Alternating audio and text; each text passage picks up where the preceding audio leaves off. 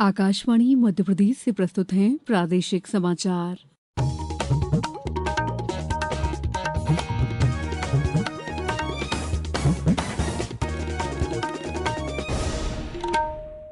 नमस्कार, समाचारों के साथ मैं दीपा सिंह। सबसे पहले मुख्य समाचार। देश की पहली ग्रीन हाइड्रोजन ट्रेन हरियाणा से होगी शुरू। प्रधानमंत्री नरेंद्र मोदी ने सोशल मीडिया पर साझा की तस्वीरें। केंद्रीय मंत्रिमंडल ने 62,500 करोड़ रुपए की मोबाइल फोन मैन्युफैक्चरिंग स्कीम को दी मंजूरी। मुख्यमंत्री डॉ. मोहन यादव ने इंदौर में किया बलराम कृषि महोत्सव का शुभारंभ। और प्रदेश मंत्रिमंडल में फेरबदल, राज्य मंत्री लखन पटेल से वापस लिया गया पशुपालन विभाग, अब मुख्यमंत्री के पास रहेगा प्रभार। अब समाचार विस्तार से। देश की पहली ग्रीन हाइड्रोजन से चलने वाली ट्रेन हरियाणा से शुरू होने जा रही है।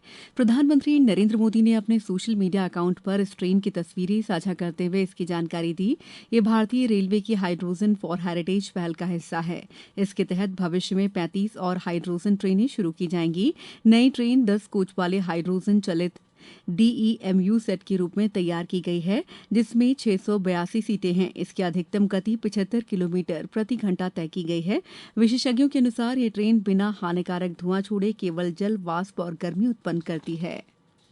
केंद्रीय मंत्रिमंडल ने मोबाइल फोन मैन्युफैक्चरिंग स्कीम को मंजूरी दी है। इस योजना का बजट 62,500 करोड़ रुपए है। ये योजना 5 वर्षों के लिए लागू रहेगी। इसके तहत कंपनियों को बिक्री पर 2.25 से 5% तक प्रोत्साहन दिया जाएगा। सरकार के अनुसार इस योजना से देश में मोबाइल फोन का उत्पादन करीब 39 लाख करोड़ रुपए तक पहुंचने का अनुमान है। इसके अलावा केंद्रीय मंत्रिमंडल ने भारत के सेमीकंडक्टर डिजाइन और मैन्युफैक्चरिंग इकोसिस्टम को मजबूत करने के लिए सेमीकॉन 2.0 को मंजूरी दी है। इस मिशन के लिए कुल 1,27,500 करोड़ रुपए के बजट का प्रावधान किया गया है। इस मिशन की जानकारी देते हुए केंद्रीय मंत्री अश्विनी वैष्णव ने बताया, हमने सेमिकॉन 1.0 में फोकस दिया कि एक तरीके से उस इंडस्ट्री को स्टार्ट करना है, भारत में स्थापित। 2.0 में सबसे पहला फोकस आएगा design of chips. Design of chips strategic chips भी होगी और कमर्शियल चिप्स भी होगी। भारत में जितनी भी ड्रोन्स, मिसाइल्स, एयरक्राफ्ट, टैंक्स, जितने भी हमारे स्ट्रेटेजिक रिक्वायरमेंट है, उन सब की चिप्स भारत में डिजाइन होगी। उसकी IP भारत में रहेगी और भारत में ही उसका फैब्रिकेशन होगा। इस तरह की व्यवस्था है सेमिकॉन 2.0 में। 100% हम इसमें आत्मनिर्भर हो जाएंगे by the end of this semiconductor programme. Bharat और ब्रिटेन के बीच व्यापक व्यापार और आर्थिक समझौता आज से लागू हो गया है। इस ऐतिहासिक समझौते से भारत की 99% निर्यातित वस्तुओं पर ब्रिटेन के बाजारों में कोई शुल्क नहीं लगेगा। इसे एक जन केंद्रित समझौता बताया गया है, जिससे सभी वर्गों को लाभ मिलेगा। ये समझौता भारत के वैश्विक बाजारों से जुड़ने और मजबूत अर्थव्यवस्था बनाने की दिशा में एक अहम कदम है। इसके तहत डेयरी उत्पाद, मोटा अनाज, खाद्य तेल, अनाज और सेब जैसे संवेदनशील क्षेत्रों को विशेष सुरक्षा दी गई है। प्रधानमंत्री नरेंद्र मोदी ने कहा है कि आज से लागू हुआ भारत ब्रिटेन व्यापक आर्थिक और व्यापार समझौता दोनों देशों की साझेदारी में महत्वपूर्ण क्षण है। उन्होंने कहा कि समझौता भारत के किसानों, उद्यमियों और लघु उद्योगों को नई गति देगा। प्रधानमंत्री ने बताया कि इससे प्रौद्योगिकी और नवाचार के क्षेत्र में भी सहयोग मजबूत होगा। उन्होंने कहा कि सामाजिक सुरक्षा समझौता ब्रिटेन में काम कर रहे भारतीय पेशेवरों के लिए बेहद मददगार साबित होगा। मुख्यमंत्री डॉ. मोहन यादव ने आज इंदौर में बलराम कृषि महोत्सव का शुभारंभ किया। प्रदेश में वर्ष 2026 को कृषक कल्याण वर्ष के रूप में मनाया जाता है और इसी कड़ी में महोत्सव आयोजित हुआ। महोत्सव में किसानों को आधुनिक कृषि तकनीक, ड्रोन स्मार्ट सिंचाई, जैविक खेती और सरकारी योजनाओं की जानकारी दी गई। इंदौर के बाद ये महोत्सव धार, झाबुआ, अलीराजपुर, बड़वानी, खरगोन, बुरहानपुर और खंडवा में भी आयोजित किया जाएगा।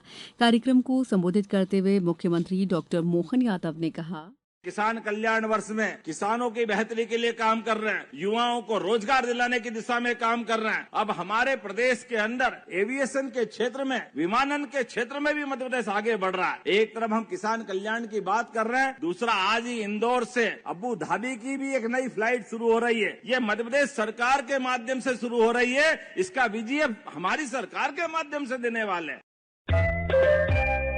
ये समाचार आप आकाशवाणी मध्य प्रदेश से सुन रहे हैं। ये समाचार बुलेटिन YouTube पर, Madhya Pradesh news All India Radio channel पर और Facebook साथ ही X प्लेटफॉर्म पर AIR न्यूज भोपाल पर सुने जा सकते हैं। इसके अलावा आप हमारी वेबसाइट newsonair.gov.in पर अथवा न्यूज ऑन AIR ऐप पर भी समाचार सुन सकते हैं। ब्रेक के बाद समाचारों में आपका एक बार फिर स्वागत है। प्रदेश में मंत्रिमंडल में बदलाव हुआ है। राज्य मंत्री स्वतंत्र प्रभार लखन पटेल से पशुपालन विभाग वापस ले लिया गया है। ये विभाग अब मुख्यमंत्री डॉ मोहन यादव अपने पास रखेंगे। इसके बाद लखन पटेल अब केवल आनंद विभाग के मंत्री रह गए हैं। सामान्य प्रशासन विभाग ने इस संबंध में अधिसूचना जारी कर दी है। लखन पटेल पथरिया विधानसभा से विधायक हैं। मुख्यमंत्री डॉ मोहन यादव ने आज उज्जैन में सक्षम आंगनवाड़ी केंद्र कार्यक्रम में शिरकत की। उन्होंने पात्र हितग्राहियों को हितलाभ और मुख्यमंत्री लाडली लक्ष्मी योजना के प्रमाण पत्र वितरित किए। मुख्यमंत्री ने आंगनवाड़ी केंद्र का अवलोकन कर बच्चों के विकास से जुड़ी व्यवस्थाओं की जानकारी भी ली।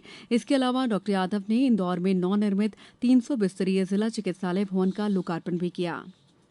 मुख्यमंत्री डॉ मोहन यादव आज इंदौर से अबुधाबी के लिए प्रदेश की पहली अंतर्राष्ट्रीय हवाई सेवा का शुभारंभ करेंगे। ये उड़ान टाटा समूह की विमानन कंपनी एयर इंडिया एक्सप्रेस द्वारा संचालित की जाएगी और सप्ताह में 4 दिन सोमवार, बुधवार, शुक्रवार और रविवार को उपलब्ध रहेगी। अभी तक इंदौर से अबुधाबी जाने के लिए यात्रियों को दिल्ली या मुंबई होकर जाना पड़ता था, जिसमें 7 से 8 घंटे लगते थे। नई उड़ान से यह सफर सिर्फ 3 घंटे 15 मिनट में पूरा हो सकेगा।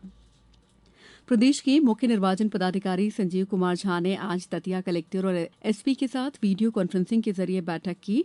इसमें दतिया विधानसभा उपनिर्वाचन की तैयारियों की समीक्षा की गई। उन्होंने अधिकारियों को निष्पक्षता और गंभीरता से काम करने के निर्देश दिए। श्री झा ने स्वीप गतिविधियों के जरिए मतदाता जागरूकता बढ़ाने को भी कहा।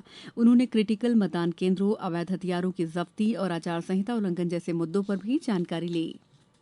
मंत्री विश्वास सारंग ने आज भोपाल के छोला स्थित श्री खेड़ापति हनुमान लोक कॉरिडोर के निर्माण कार्यों का निरीक्षण किया। उन्होंने अधिकारियों के साथ कॉरिडोर की 3D डिजाइन का अवलोकन कर निर्माण कार्यों की प्रगति की समीक्षा की। प्रदेश के सहकारिता विभाग में पदोन्नति नियम 2025 के तहत बड़े पैमाने पर पदोन्नति की गई है। कुल 15 संवर्गों में 613 अधिकारियों और कर्मचारियों को पदोन्नत किया गया है। इनमें प्रथम श्रेणी के 41, द्वितीय श्रेणी के 84 और तृतीय श्रेणी के 486 पद शामिल हैं। आवासन और शहरी कार्य मंत्रालय ने कैच द रेन अभियान के तहत जल संरक्षण के प्रयास तेज कर दिए हैं। ये काम अमृत 2.0 योजना के तहत हो रहा है। 900 से अधिक शहरी निकाय इस अभियान में शामिल हैं। इसके तहत 1.25 लाख एकड़ से अधिक जल निकायों का पुनर्जीवन किया जा रहा है। 28 जुलाई से रीवा से कोलकाता के लिए एयर इंडिया की उड़ान शुरू होगी। ये उड़ान भोपाल होते हुए कोलकाता पहुंचेगी।